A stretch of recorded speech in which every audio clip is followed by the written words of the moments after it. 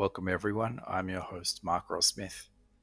In this new episode format, I'll be reading an article I published titled The Magic of Loyalty.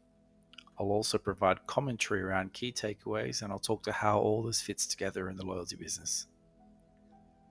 If this new format is something you enjoy and you want to hear more of, please let me know by commenting, liking, and sharing this podcast. More thought leadership articles like this are available at traveldatadaily.com. Let's get into it. The magic of loyalty is something we've all experienced in our lifetimes, and yet few of us can articulate how it feels to be in that moment and to go on and make a business case as to why the company should invest in creating more magical experiences for customers. See, the magic of loyalty can't be explained with numbers. Like falling in love, the magic of loyalty is a moment in time that you won't know that you have reached until you're in the moment. As brief as a lightning bolt, that moment will hit in an instant and will awaken your mind. When you feel the instantaneous magical power of loyalty, you will know it. The science of loyalty, which is also referred to as the business of loyalty, is a straightforward model. There is a set of rules, a commercial structure, there are contracts, financial records, targets, and results. See, we've been taught all our lives to think logically, to follow the formula, to focus on the numbers. Deliver the results and you'll be rewarded. More effort going out, more rewards coming in. Everyone can understand the business of loyalty through numbers. They're a reflection of the past used to try and model a prediction to the future. Great for telling stories of yesterday and keeping the logical side of our minds occupied and the business of loyalty ticking along. But the real power is in the future. What could be? See, the future is yet to be written and it's virtually unlimited upside. And that's where the science of loyalty stops and the art of loyalty begins. The true power of loyalty is in customer influence, which is an art. And that art requires a different type of thinking. And for many loyalty professionals, this magic is a difficult conversation with stakeholders who can be obsessed with numbers and balance sheets. They tend to be focused on the business of loyalty. However, the true power of loyalty, the magic of loyalty, is the art of delivering a powerful emotional experience with deliberate intention to influence future outcomes. Again, that is the magic of loyalty is the art of delivering a powerful emotional experience with deliberate intention to influence future outcomes. Let's break down how this magic of loyalty works and why it's important. The key elements to remember here are 1. Emotions influence transactions more than logic. Up to 95% of all transactions in the world can be linked back to some type of emotional response, be that urgency, convenience, or maybe the purchase of some type of status symbol. According to Harvard professor Gerald Zoltman, the answer to this is directly related to the subconscious mind, and the subconscious mind is influenced by our emotions. It stands to reason that if we can amp up the power of emotional inputs to the customer, the transactional output from the customer to the business will be greater than it would have been otherwise without any emotional input. Number 2, deliberate intention.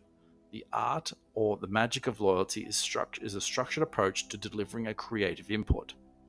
Number 3, be genuine. Art, creativity is from the soul. The focus should be in a genuine, overwhelmingly emotional outcome for the customer without it feeling like a marketing ploy.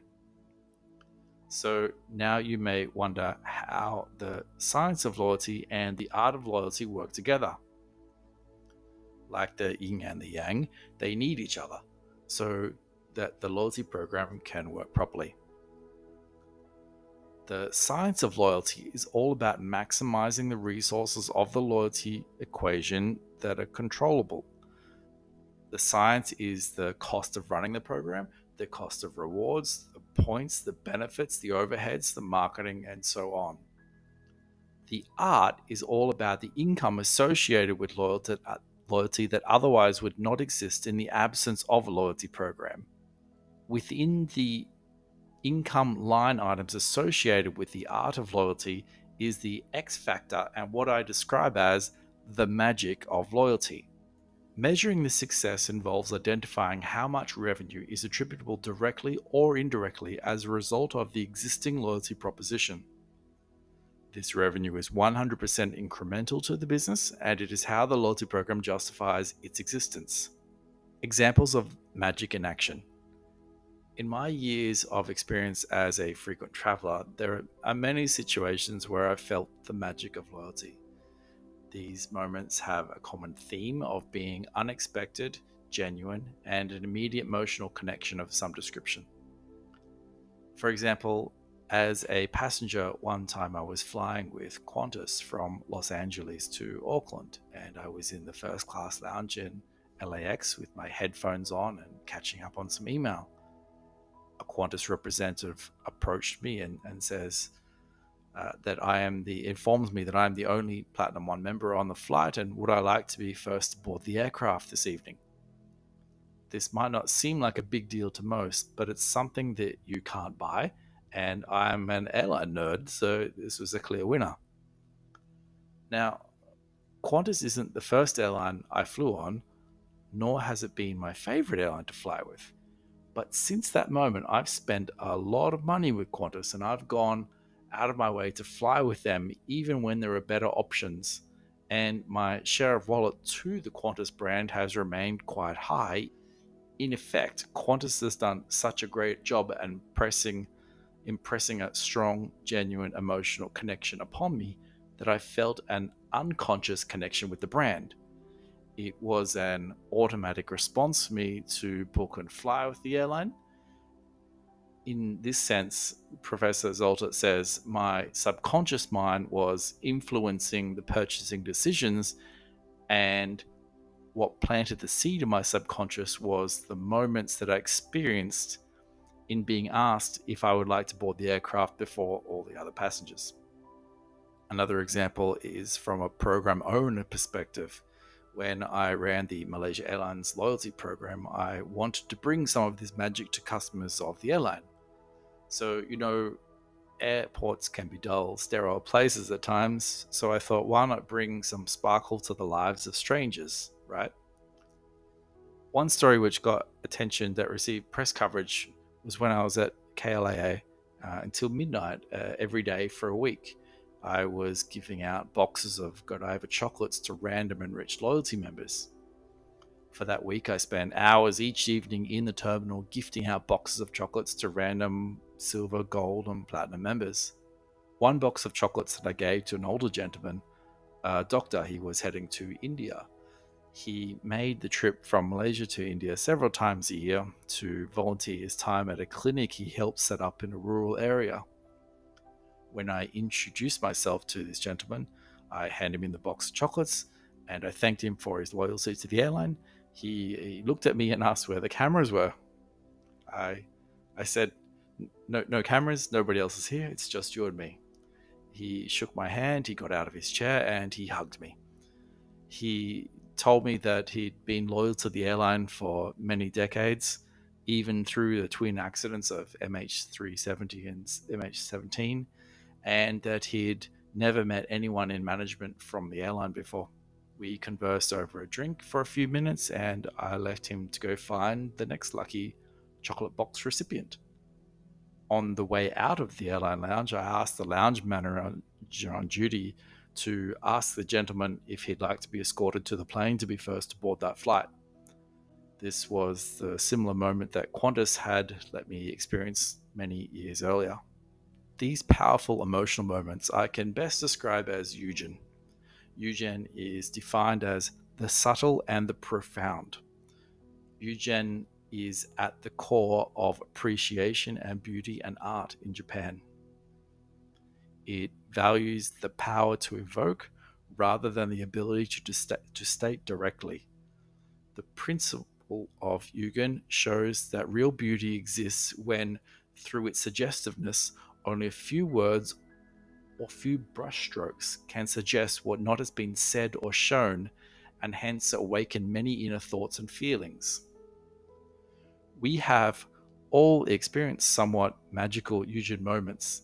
These don't need to be elaborate things, they're typically what I also refer to as small moments of joy.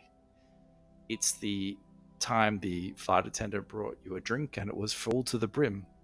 It's the beep, beep, beep, beep at the gate and you've been upgraded to first class. It's the door of the aircraft closing and the seat next to you is empty while the rest of the aircraft is packed with passengers. It's the moment you enter the aircraft and it feels like you're back in your home country. It's the doorman at the hotel welcoming you back by name after not seeing you for 6 months.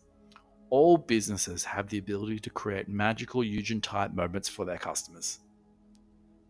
From my experience, Yujin creates a lock-in effect where the emotional connection can be so strong, so powerful, so magical that it can transcend future logical decisions for that customer related to that brand. So while the science of loyalty charts a course for the business, the art of loyalty is akin to minor course adjustments along that journey so that we can catch a glimpse of the sunset, see the shooting stars, see the peaks and deep valleys. Without these minor course adjustments, the trip is uneventful, and without the course planning, there is no journey. This is why the science and the art of loyalty must work hand in hand to create the magic of loyalty. That was a reading from my article, The Magic of Loyalty, published on traveldatadaily.com.